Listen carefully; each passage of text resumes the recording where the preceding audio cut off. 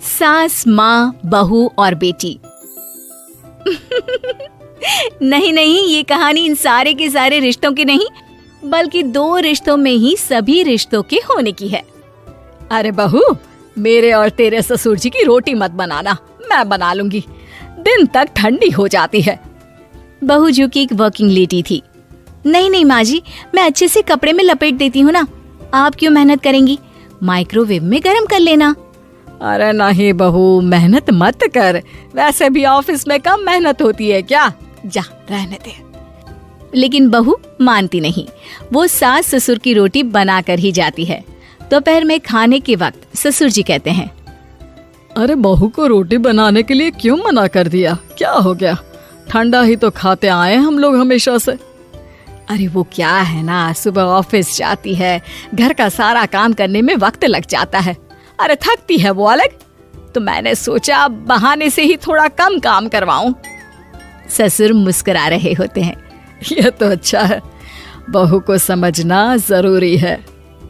वक्त बीत रहा था, घर में सब खुश थे कि एक दिन, माँ जी आप शाम को थोड़ा टहलने निकला करें, घर पर रह रहकर हड्डियां जाम होती है, पापा को भी ले जाया करिए, मैं वक्त पर तो आ जाती हूँ। बहू ठीक 5 बजे ऑफिस से घर आ जाती है, फिर चाय नाश्ता बनाकर सास ससुर के साथ बैठती, उन लोगों को सारा दिन का हाल बताती। रात को पति घर आता है। क्या बात है बेटा, ऑफिस से आकर कभी हम लोगों के साथ भी बैठा कर।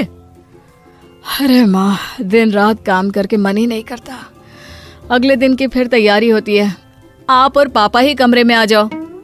इससे अच्छी तो बहू है, कितना भी थकी रहे, घर आकर हम लोगों के लिए चाय नाश्ता बनाना, फिर बातें करना। बहू ना होती तो हम बुढ़ा बुढ़िया तो बैठे ही रह जाते। सास और ससुर अब बहू के कहने पर शाम की सैर पर निकलने लगते हैं। सास की कई सहेलियां बनती है तो ससुर को भी कुछ बुजुर्ग लोगों का ग्रुप मिल जाता है। कैसा रहा सहेलियों के साथ शाम का वक्त? हम लोगों ने तो भाई खूब योगा किया। अरे हम लोगों को गप्पों से फुर्सत ही नहीं होती। वैसे मिसेस मल्होत्रा आज बहू के बारे में कुछ बोल रही थी। तभी वहां ऑफिस से बहू आ जाती है जो जींस और टॉप में होती है। क्या बात है माँ, क्या कह रही थी आपकी सहेली आपकी बहू के लिए? सास इस बार बहू को कुछ अलग तरीके से देखती है और उल्टा सवाल ही दाग देती है। क्या कह रही थी वो हटा, ये बता, तेरे ऑफिस में तो मर्द भी काम करते होंगे ना? बहू जो अब तक मजाक कर रही थी वो सीरियस हो जाती है।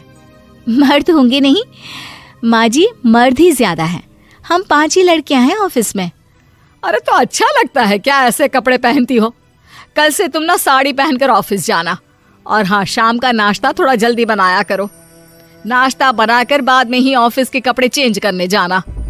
बहू को समझ में नहीं आता कि सास को हो क्या गया है, लेकिन वो कुछ नहीं कहती, सीधे किचन में जाकर चाय नाश्ता बनाती है और सास ससुर को दे देती है।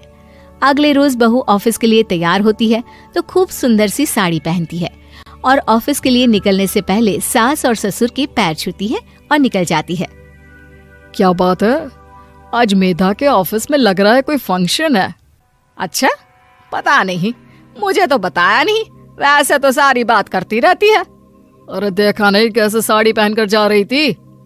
अरे वो तो मैंने ही बोला है उसे। अरे अच्छा लगता है क्या रोज रोज ऐसे सूट या जींस में जाना?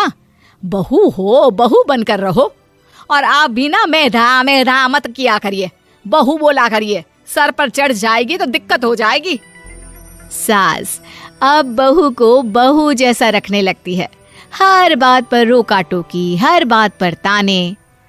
क्या बात है, आजकल लेट आ रही हो ऑफिस से? अरे चाय के लिए भी देर हो जाती है, हम लोग फिर पार्क में भी देर से पहुंचते हैं। सभी की बहुएं वक्त से चाय नाश्ता करा देती है अपने सास ससुर को, बस एक तू ही है जो उस वक्त ऑफिस से निकलती है।